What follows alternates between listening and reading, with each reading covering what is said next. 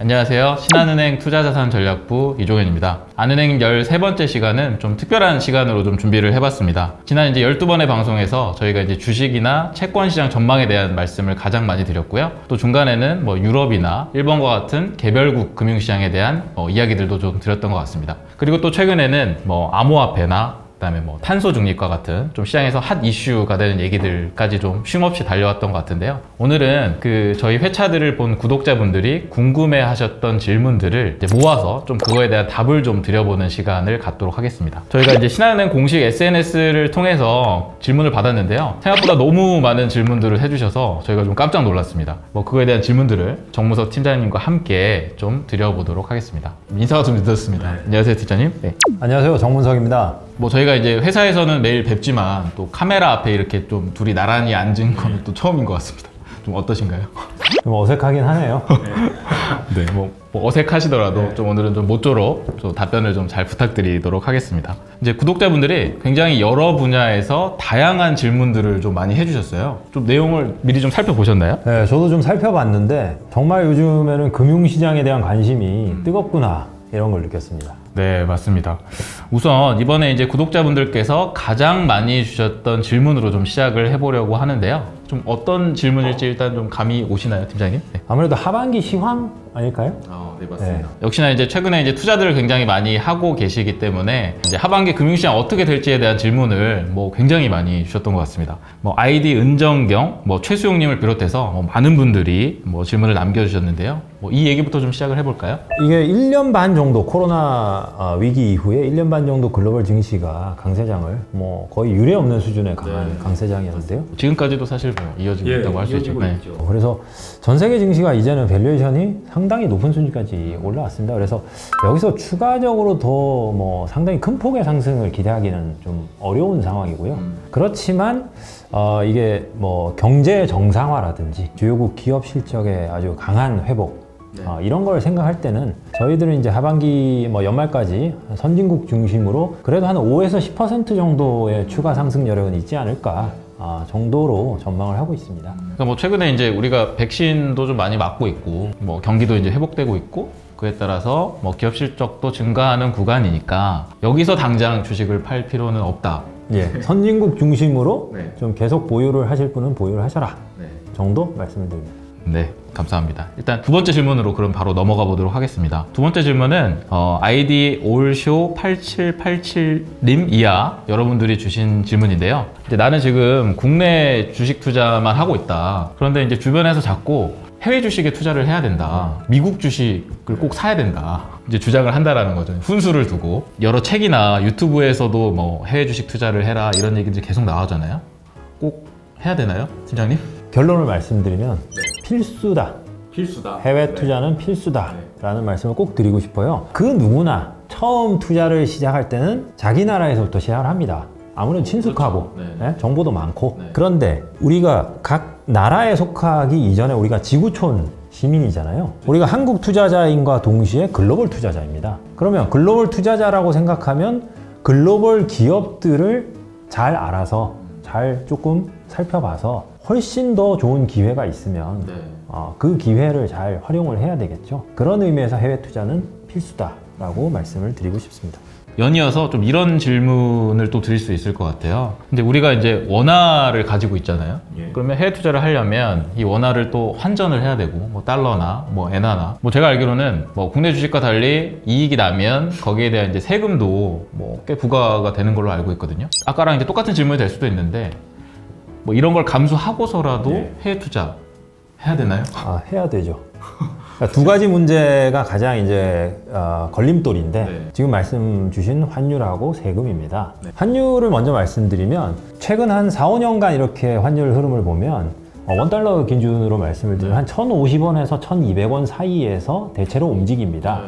미래에도 뭐 꼭 이렇게 된다는 보장은 없습니다만 대체로 이 밴드 정도에 왔을 때 우리가 그러니까 1,050원에 가까워져서 그러니까 원화가 좀 강세를 보일 때 환전을 달러를 좀 바꿔놨다가 1,200원에 가까워지면 다시 달러를 좀 팔고 뭐 이런 식으로 좀 운용을 하고 거기서 이제 그 환전된 걸로 중간중간 좋은 기회가 있을 때 해외 주식 투자를 하면 좋을 것 같고요. 그리고 세금은 그 누구도 세금을 좋아하는 사람은 없습니다. 당연하죠. 정부가 해준 게 뭐가 있다고 세금을 걷어 뭐 그렇잖아요. 근데 잘 보면 우리가 일상생활을 살아가면서 알게 모르게 다 세금을 내고 있어요. 우리가 뭐 월급을 받으면 세금을 내고, 하다못해 뭐 길 가다가 음료수를 하나 사 먹어도 세금이 있거든요. 주식 투자, 뭐 더 크게는 모든 그 투자에는 세금이 따르게 돼 있고, 유독 우리나라의 주식에 대해서는 지금 비과세로 돼 있으니까 해외 투자를 하게 되면 세금 부담이 좀 생기는 것 같긴 한데, 이 부분도 우리가 아주 좋은 기회가 보이는 기업을, 해외 기업을 잘 찾아서 투자를 하면 거기 나온 이익의 한 5분의 1 정도 세금으로 가져간다라고 그냥 좀 편하게 생각하시는 게 좀 좋지 않을까 싶습니다. 네. 그럼 뭐 100만 원 정도 이득이 났다고 하면 뭐 5분의 1이니까 한 20만 원 정도를 세금으로 낸다라고 보면 되는 건가요? 그것도 250만 원까지는 매년 네. 면세니까 그 이득까지는 뭐 세금이 없고. 그렇죠. 그 이상 좀 크게 하시는 분들은 한 5분의 1 정도 낸다. 이렇게 보시면 되겠습니다. 그러면 뭐 거래가 편하고 뭐 비용이 없다는 이유로 국내 주식만 고집을 하기보다는 세금이나 환전 비용을 커버할 만한 어떤 그런 기업이나 어떤 국가를 선별할 수 있다면 해외 주식 투자가 더 매력적일 수 있다라고 정리를 할 수 있겠네요. 그러면 도대체 어디에 어떤 기업에 투자를 해야 되는지라는 질문일 텐데요. 뭐 아이디 조이님을 포함을 해서 역시나 뭐 상당히 많은 분들이 뭐 질문을 해주셨습니다. 해외 투자로 유망한 국가 어디 있어요, 팀장님? 보통은 이제 고성장 국가를 먼저 떠오르게 되죠. 주식이라는 거는 업사이드가 있어야 되고 성장. 그러면 당연히 고성장하는 뭐 중국, 인도, 베트남 이런 국가들이 이제 고성장을 했으니까 그런 국가들에 투자하는 게 일단 좋아 보이긴 합니다. 그런데 이제 우리가 만일 타임머신이 있어서 10년 전으로 돌아갈 수가 있다. 그러면 어디를 투자하고 싶어요? 10년 전으로요? 뭐 저는 그러면 중국에 일단 좀 돈을 좀 넣어보는 게 낫지 않겠나라는 생각이 문득 드는데요. 우리 10년 동안 이제 데이터가 있잖아요. 타임머신을 타고 돌아가면 미국을 사야 됩니다. 미국이요? 예. 우리가 고성장하는 국가 중에 하나를 고르기 쉬운데 압도적으로 미국이 과거 10년 동안 수익률이 1등이었습니다. 약 330% 정도 누적으로. 주식시장 수익률 말씀하시는 거죠? 네. 연평균 복리로 계산을 하면 한 16% 정도 돼요. 그러니까 매년 16% 정도 그냥 S&P 500에 넣어놓기만 해도 이익이 났다는 거거든요. 10년 연속으로. 한국 뭐 아니면 다른 신흥국은? 한국은 뭐 7%에 조금 못 미치고 신흥국 평균으로 보면 우리가 MSCI EM 지수라고 하죠. 그걸로 보면 4%대에 불과합니다. 그러니까 뭐 성장률은 굉장히 높음에도 불구하고 주식시장만 놓고 보면 선진국들의 성과가 뭐 미국을 포함한 훨씬 좋았다라는 말씀을 해주신 거죠. 미국이 압도적으로 1등이었다. 압도적으로 1등이었다. 그러네요. 상당히 이제 의외의 결과인데요. 그러니까 성장이 굉장히 많이 나옴에도 불구하고 주식시장 성과는 뭐 선진국에 비해 좋지 않았다. 어떻게 해석을 하면 될까요? 이건 이제 좀 약간 분석을 해서 좀 설명을 드려볼게요. 우리가 주가 상승률을 분해를 해보면 잘 들으세요. 주가 상승률은 기업 실적 증가율하고 밸류에이션 증가율의 합으로 이루어져 있습니다. 이건 그냥 항등식이에요. 그냥 외우세요. 네, 알겠습니다. 근데 잘 이해는 안 되시죠, 바로? 좀 더 추가 설명이 예를 들어서 한번 설명을 해볼게요. 자, 어떤 기업이 1년 동안 주가가 2배가 올랐습니다. 기업 실적도 2배가 됐어요. 그러면 밸류에이션은 어떻게 됐을까요? 이게 두 개의 합이라고 하셨으니까 밸류에이션은 그대로 그대로겠죠. 그죠? 이걸 뭐 쉽게 이해가 되시죠? 뭐 더하기니까. 근데 어떤 기업은 주가가 2배로 똑같이 올랐는데 기업 실적은 제자리였어요. 그러면 밸류에이션이 어떻게 된 거죠? 밸류에이션이 2배가 그렇죠. 되겠는데요? 그렇죠. 그 합으로 구성되어 있다는 거 이해가 되시죠? 신흥국의 성장률 자체는 높은데 왜 주가 상승률하고 연결이 안 되느냐? 미국이 오히려 높으냐? 중요한 고리 하나가 빠진 거죠. 기업 실적 증가율이 높아야 된다는 겁니다. 과거 10년간 미국 기업의 실적 증가율이 누적으로 한 110% 정도 넘게 다른 나라보다 압도적으로 크게 증가를 했고요.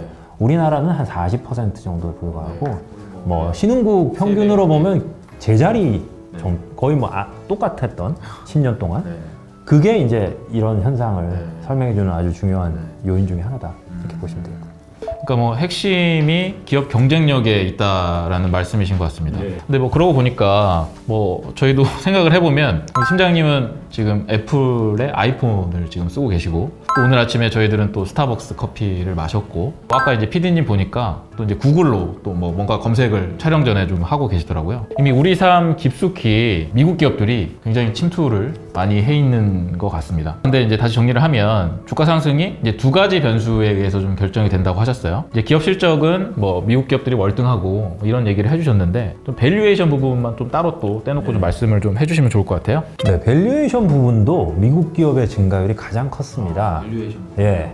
우리가 12개월 포워드 PE, 이거 기준으로 미국이 2011년도에 그러니까 S&P 500 기준으로 13배 정도였는데 10년 전에. 지금은 21배까지나 올랐습니다. 중국 같은 경우는 그때나 지금이나 제자리 있고요. 한국은 9.5배에서 한 11배 정도로 소폭 상승. 큰 차이가 없네요. 그럼 아까 이제 기업이익 증가율과 밸류에이션의 합이 주가를 결정한다고 하셨으니까, 이제 같은 이익을 내는 기업이더라도 밸류에이션이 높은 기업의 주가가 그렇지 않은 기업의 주가보다 높을 수밖에 없겠네요. 그럼 여기서 또 궁금한 게 있습니다. 미국 주식의 밸류에이션이 뭐 상당히 높습니다. 뭐 달리 얘기하면 예전부터 비쌌는데 더 비싸졌어요. 근데 왜 그렇게 되는 거죠? 그러니까 밸류에이션을 높게 받는 기업의 특징은 세 가지 정도인데, 첫 번째가 마진율이 높다. 매출액이 예를 들어 1억이다. 근데 마진율이 높은 기업 뭐 7천만 원, 8천만 원 버는 기업이 있고, 그게 아니라 뭐 100만 원도 못 버는 기업이 있단 말이에요. 그럼 전체 이익은 똑같은데 마진율이 높은 기업이 더 밸류에이션을 높게 받습니다. 왜 그러냐면 그 기업은 자기가 벌어들인 돈, 그렇게 해서 유보한 이익으로 R&D라든지 설비 투자라든지 또는 주주에게 뭐 배당을 준다든지 뭐 주주 환원 같은 걸 적극적으로 할 수가 있기 때문에, 그런 여력이 있다는 얘기. 그렇죠. 마진이 낮은 기업은 실제로 그걸 하고 싶어도 못하는 경우가 많고, 만에 하나 큰 돈이 들어가는 설비 투자를 하게 되면 증자를 해야 되는 경우도 있거든요.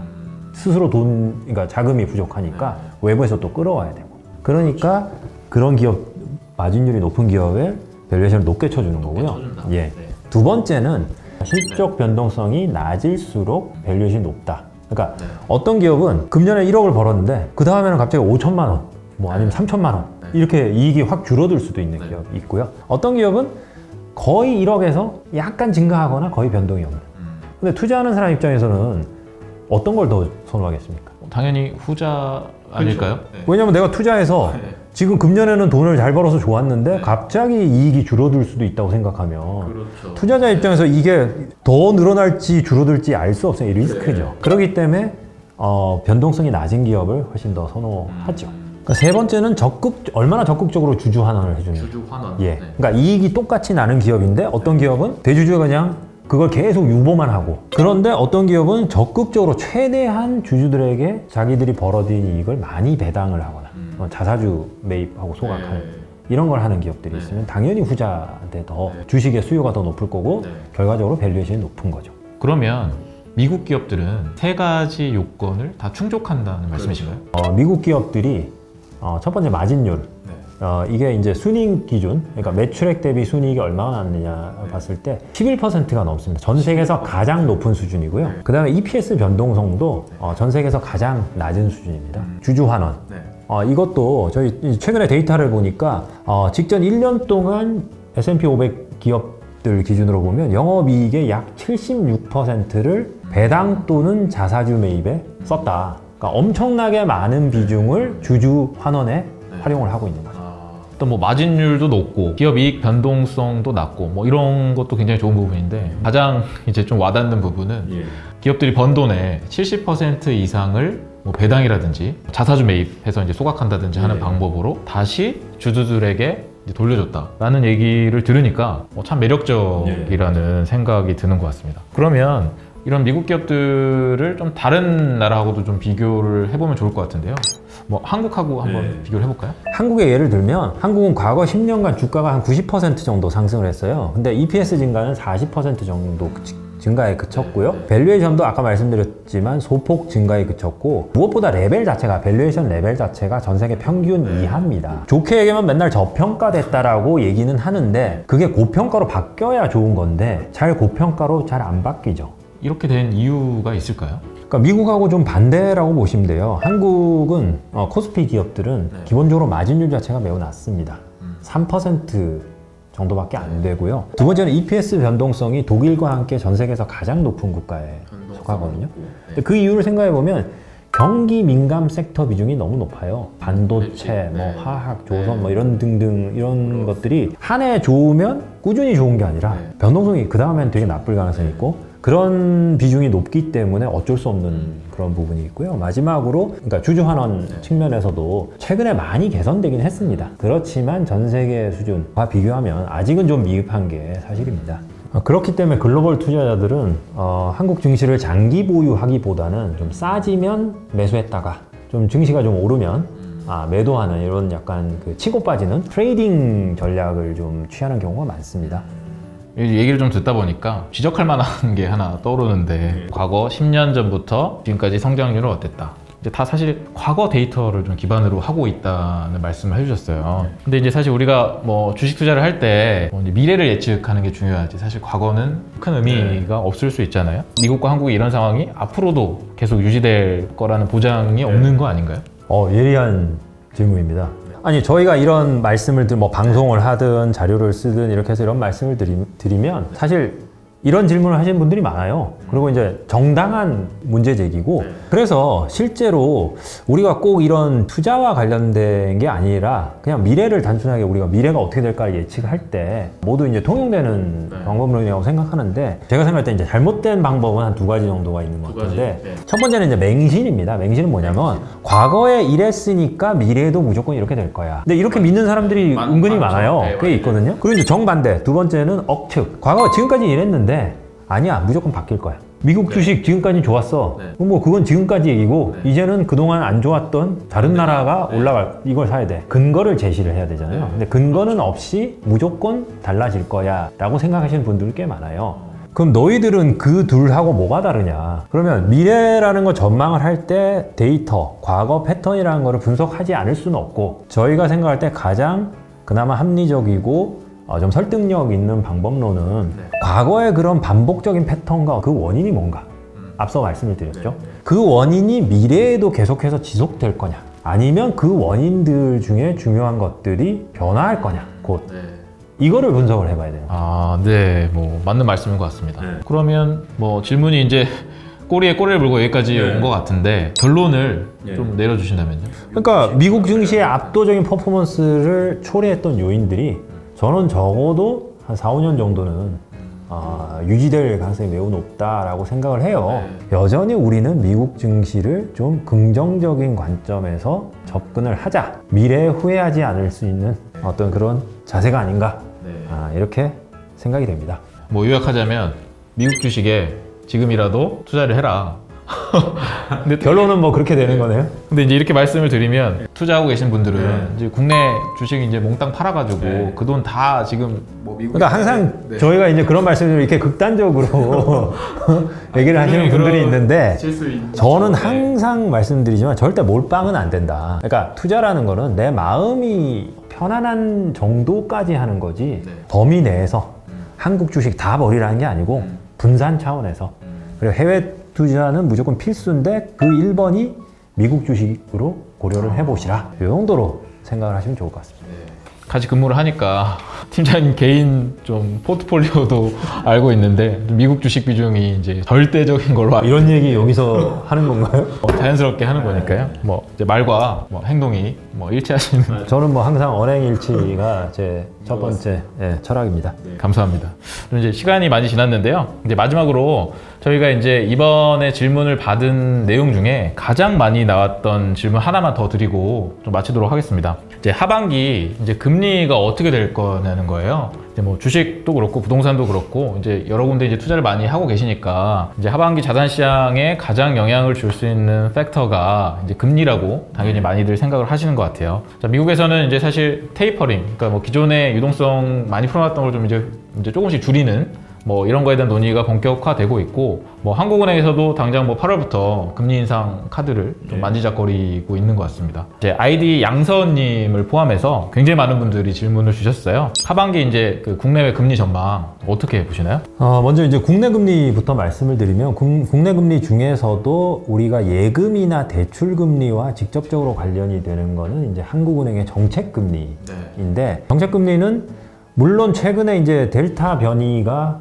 급속도로 확산된 데 따른 약간 불확실성은 있지만 경제가 크게 변화하지 않는다고 보면 연내 2번 정도 인상을 할 가능성이 상당히 높아 보이고요. 더 나아가서 내년 초에 한 차례 정도 더 할 수도 있다. 그렇기 때문에 단기 금리는 오를 수 있는 여지가 있다라고 생각을 하시면 좋을 것 같고요. 글로벌 금리도 가장 중요한 것은 미국 연준의 테이퍼링과 이후에 통화정책 변화 여부인데 테이퍼링 그 발표를 9월에 할 것이냐 12월에 할 것이냐 이런 분들이 향후 이제 경제지표와 관련돼서 좀 연동이 될 것 같긴 해요. 그렇지만 큰 그림에서 보면 글로벌 장기 금리도 완만하게 좀 더 추가적으로 상승할 수 있다라고 생각하시고 시장을 대응하시면 좋을 것 같다. 오늘 이제 굉장히 여러 가지 이제 말씀을 많이 해주셨는데요. 뭐 아쉽지만 이쯤에서 인사를 드리고 다음을 좀 기약을 해야 될 것 같습니다.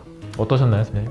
여러분들이 많은 질문을 주셔가지고 저희가 나름대로 이제 준비는 해봤는데 투자하시는데 여러 도움이 되시길 바랍니다. 네, 감사합니다. 그럼 여기서 인사드리겠습니다. 시청해주셔서 감사드리고요. 다음 편도 알찬 정보 준비해서 다시 찾아뵙도록 하겠습니다. 감사합니다.